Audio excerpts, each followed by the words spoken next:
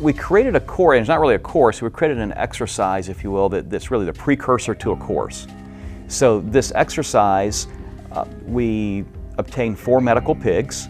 We placed the 4 medical pigs in different types of crime scenes on the mountain. We linked up with 4 different agencies in the Lynchburg area. We got students from all different types of classes to come together, 2 or 3 students from each class. We didn't tell them a lot of information about what the exercise was actually going to be. And what our aim is for this is to give our students something more than just an academic, in the classroom, theory-based education. While that's important, we really wanted to set out to give them a literal taste that actually touched all 5 senses. It gives our students an actual hands-on rather than just theory out of a book. And both are important, but this allows them to actually feel and experience and smell and sometimes even taste everything that's involved in a homicide scene. I was asked to participate based on my background in forensic entomology and forensic DNA analysis, and I participated in helping not only the law enforcement officials but also the students through the Criminal Justice Department identify insects that were found at the crime scene on the corpse. Once we got off the bus, we got a briefing, and they basically told us, we're going to treat you like you're actually an officer working this scene.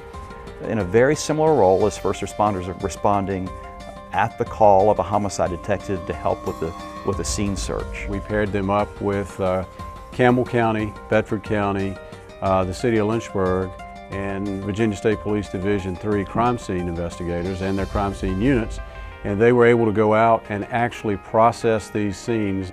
I learned a ton from just the way incident command works to different jobs within the CSI teams.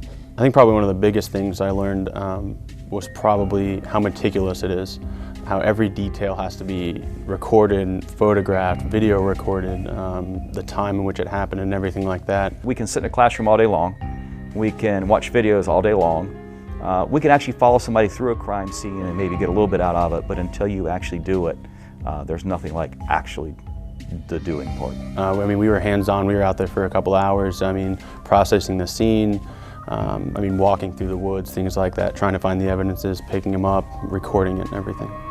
On hands and knees, we got down, and under the cadavers, we collected insects, identified those insects, and I talked about their importance in this investigation. I've always been a firm believer that to teach a student and actually apply that information with the student during that current semester is important. So I think the Criminal Justice Department is really taking the right approach.